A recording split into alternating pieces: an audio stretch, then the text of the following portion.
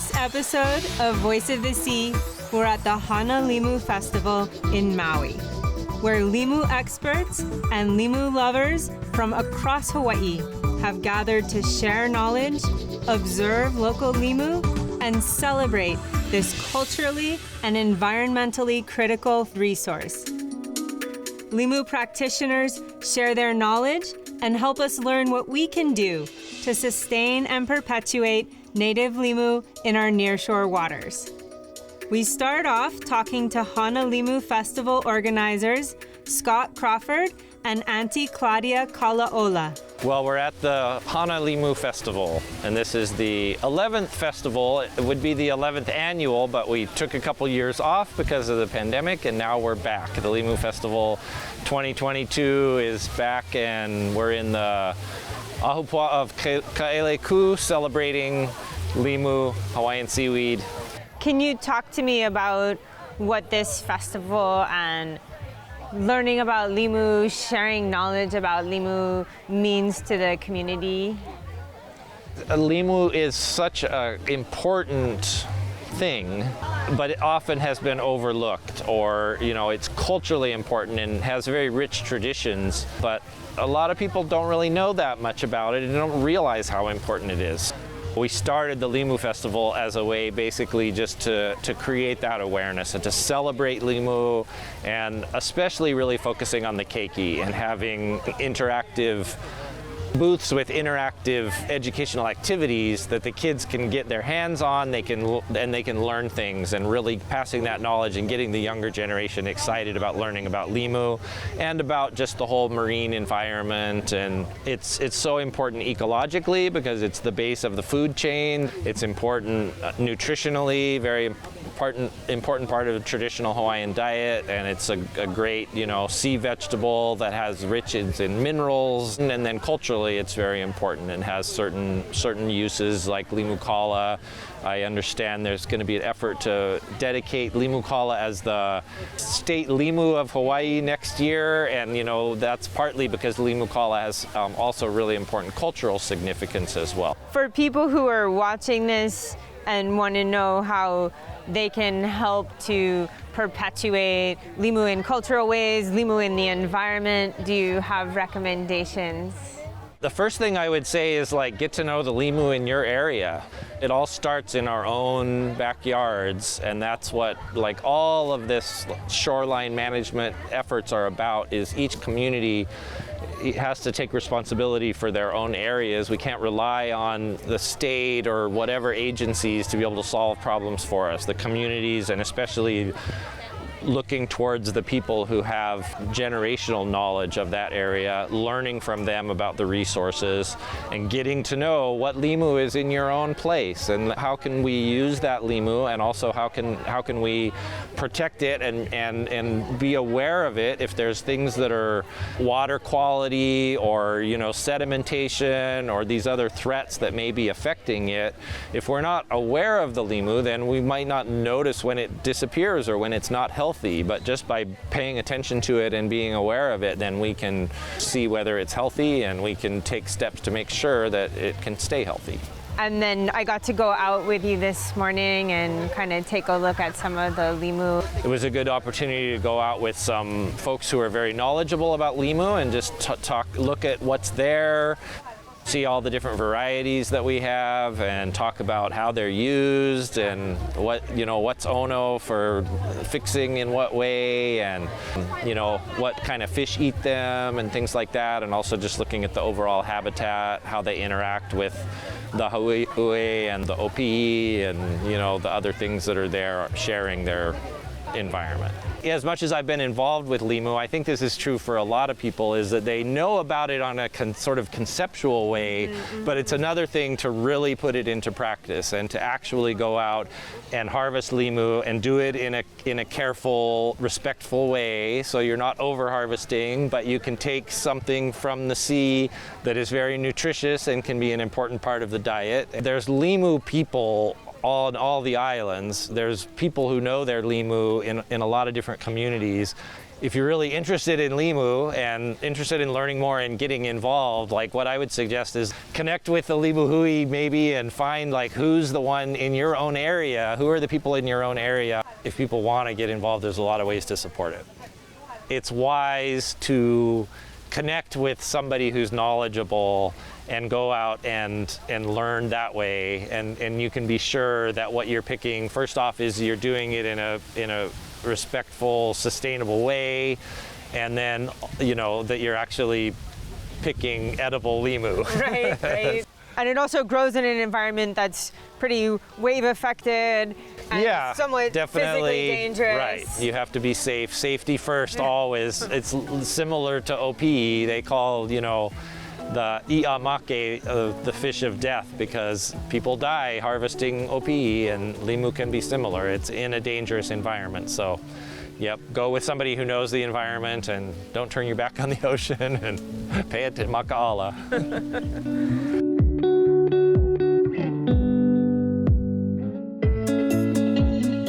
For me, growing up, it was, limu was a thing that was always in our kitchen. There was not a day that went by that my dad didn't have a bowl of limu, curing, soaking. We literally grew up eating it, like a real staple. And in the past years, there's been a decline. And so we just wanted to raise the awareness of limu and how important it is to the habitat, the nearshore fisheries. It's the food for the herbivores that clean the reef, and it's just the whole cycle, What are the benefits of eating limu in your diet? Well, the number one benefit is that it's so ono, My dad had his own special ways of preparing everything, of course, because he was a cook. But when he collected limu kohu, for example, we didn't eat it right away. We cleaned it, then he soaked it with kai, with the ocean water, and literally sat on a counter for 5 days. And at that point, it was so sweet that he would bottle it. We would eat it with everything from scrambled eggs in the morning as a side condiment. When we had stew, it was, part of the stew, and literally everything. Not to mention the raw fish and opihi, it's like so a part of our diet. But Waiole was also another limu that was very plentiful when we grew up. And we'd pick it like in bags and bring it home, and we literally pickle it with shoyu and vinegar. And when you bite into it, it's like, just this burst of, ocean. It's so ono. Now you hardly ever find it. In fact, one of the surveys this morning, they didn't find, where it used to grow before, they didn't find any outside of Hāna. So, sad. So, but that's why, we need to raise the awareness and get people interested so that they watch. They can watch what's happening to the limu, take notice of the either climate change or what's happening on the land, because everything that happens on the land will affect the ocean. My hope is that we spark some interest in the makua, so that they can realize that, hey, as a Hawaiian, you need to take care of this ike Hawaii that has been passed on by our kupuna. You need to take care of that ike and pass it down.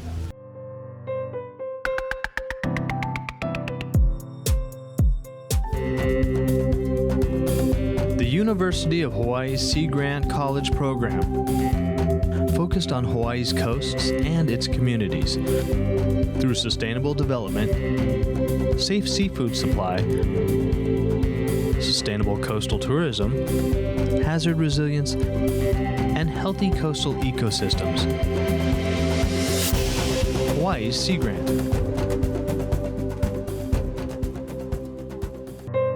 You're watching Voice of the Sea. We're at the Hāna Limu Festival talking with Uncle Wally Ito. Limu is important to Hawaiians and Hawaiian culture.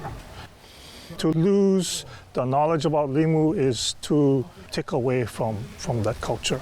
And so we try to perpetuate that knowledge. But limu is also important to a marine environment. We push that idea, we create that awareness to get people to malama the limu. If limu is an indicator of the health of the ecosystem, then what should we see in a healthy ecosystem that has healthy limu? In scientific terms, we're looking at abundance and diversity. Yeah, high diversity is good. High abundance can be good, but we prefer diversity. We typically don't want to see any limu dominating an area.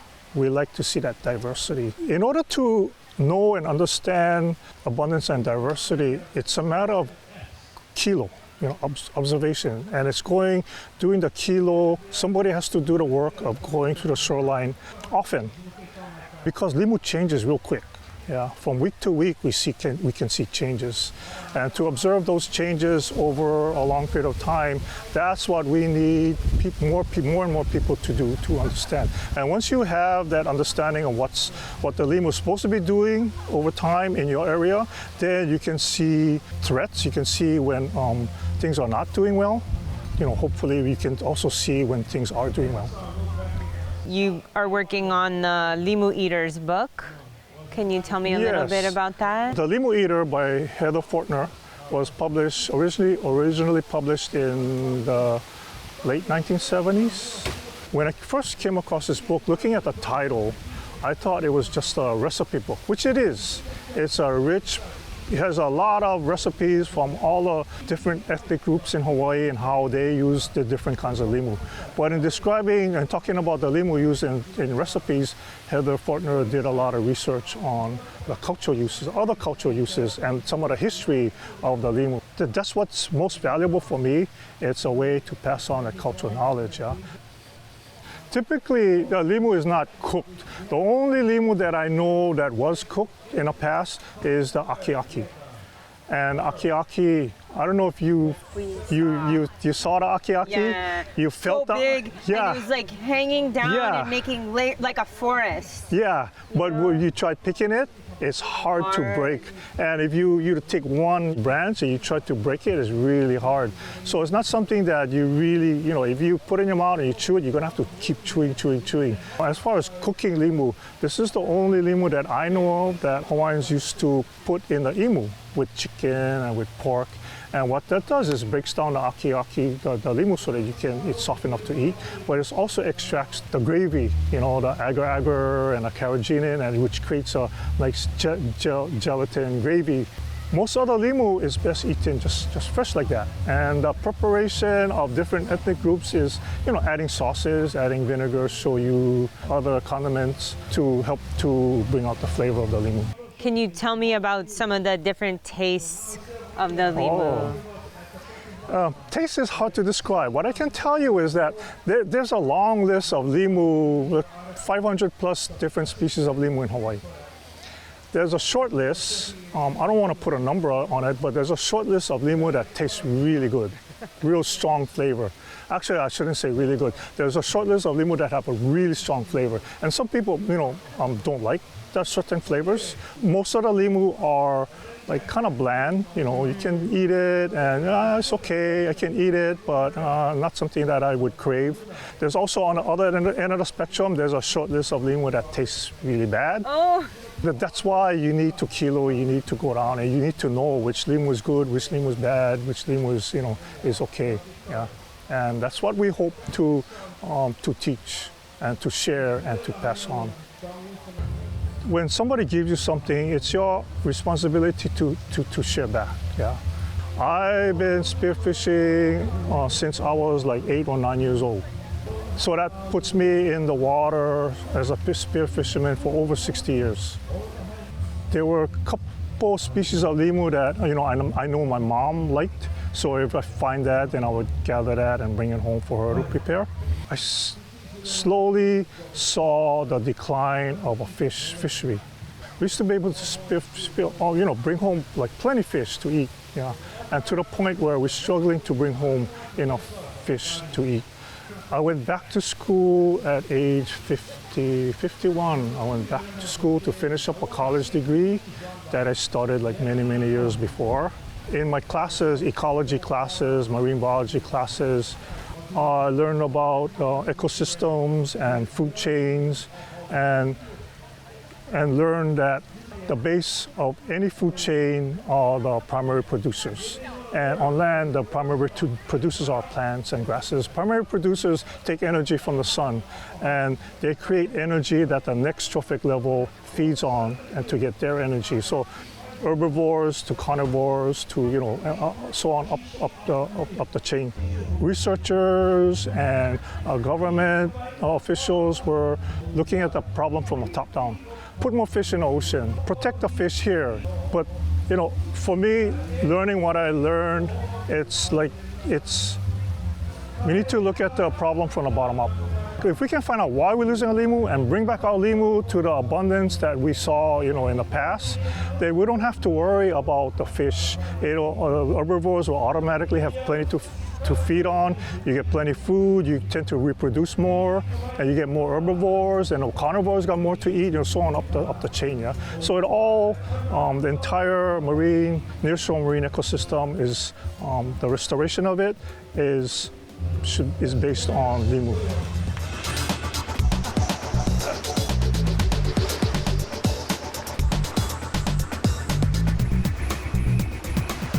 We are looking for a few heroes, mentors, trailblazers, innovators, a passion to change lives, spark curiosity, open hearts, and awaken minds, help students answer the question, who am I?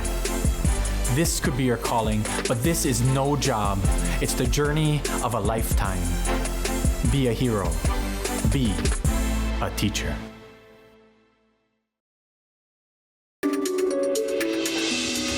You're watching Voice of the Sea. We're at the Hāna Limu Festival, talking story with Limu Hui coordinator Malia Heimuli and former co-director of KUA, Miwa Tamanaha. Whenever we bring limu out to share with folks, there's so much excitement and interest. More people are telling limu stories around their tables. There are more and more limu people. And that's really exciting, because when we have more and more limu people, our care for limu will grow, and then we will have more limu, more diversity, more abundance, and more balance and health. Are there other practices that we should keep in mind so that we don't over-harvest the limu? A common thing that we talk about is to pinch, not pull. So you don't want to take the hold fast. The hold fast is kind of the root of the limu, and so if you pinch, it'll grow back. But if you pull the whole thing out, then it's not going to grow back. I think another important thing to think about is, what is your purpose? When you come to a place with the intention to gather limu, what is your relationship to that place? What is your intention in taking that limu? What do you know about that limu? Who are you? What teachers are you responsible to in taking limu? So I think those are other things to think about in terms of showing up with your full awareness of what your intention and relationship is before you take. To not take without really knowing that what you gather will be replaced.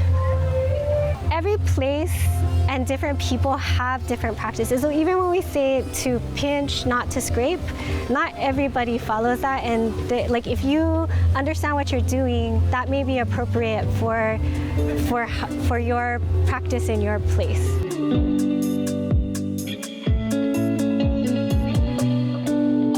You're the Limu Hui coordinator? Yes. And what does that mean? Limu Hui coordinator means I gather Limu Hui practitioners across the Pai'aina, and we have an annual gathering where we discuss things that we want for Limu, things that we want for all the Limu Hui practitioners that are across the Pai'aina, how they can advocate for their places, address some issues that may be happening in their places, and how we can help with that. Do you have a favorite limu? I do have a favorite limu. It's lipepe. That is one that really changed my whole thinking about what limu could taste like. To me, it tastes like a sweet oyster, salty kind of flavor. And, you know, I usually have had the ogo or the pickle ogo, but nothing like lipepe. That's my favorite. My mother grew up eating limu kohu. However, we didn't do that practice of picking or gathering limu kohu. And so I don't really have the ono for limu kohu. I'll eat it, but it's very, very bitter to me. But that taste is a memorable taste for my mother and my grandmother. And they remember, like, oh yeah, I remember we would go with sickles on the papa and we would collect the limu kohu and make balls and we'd eat it at dinner. People just need to ask their kupuna and maybe stories like that will come out and you can figure out what papa they went on and what methods they used and what was different about the landscape at that time that maybe the limu was thriving, and could we get back to that state of how our land uses are and get back to this abundance of limu. Who knows? So just gotta ask. And do you see limu as kind of one of those things that can help people from all different areas come together? I definitely see limu as a way to connect people, and not just people who are gathering limu or who are actively gathering limu. I see that as a connector of people who are taking care of our mauka areas. You know, people who are planting native forests, people that are protecting our native wetlands. Limu is that connector, not just in the ocean, but from Mauka to Makai. What are some of the things that we can share with people who come to the shoreline and they want to be respectful of the limu and help it to be healthy? One thing that they can do is really educate themselves about our beaches and how really special our ecosystems are there. They can malama the area to pick up rubbish. If they see like fishing line in some of the rocks, pick that out. Every time you go to the beach, there should be some sort of give back. And that give back can be in knowing where your places are, knowing the things that are there, but also malamaing, doing some malama aina work. As we're revitalizing people's love for limu, how do we ensure that there's enough limu for people to get to taste it? One thing is advocacy. We should advocate for the growing of limu on a mass scale, but in a pono way, if we can. We should support the innovation that could come from that. I think another way is to just keep educating people. It's that spiritual connection too that will really contribute the growth of limu. I think the abundance of limu, when we talk story about it, when we sing about it, when we dance about it, that also contributes to the abundance of limu in our coastlines.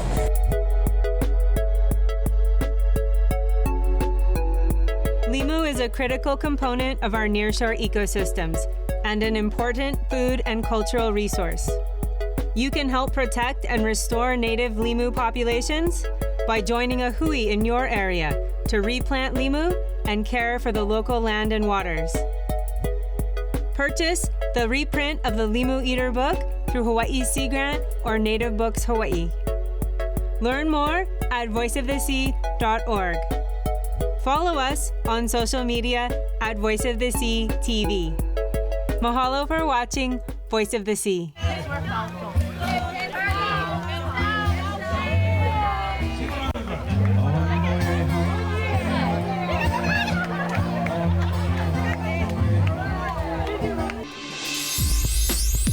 Exploring Our Fluid Earth is the dynamic curriculum developed by the University of Hawaii's Curriculum Research and Development Group. The award-winning Fluid Earth and Living Ocean textbooks are now interactive and online.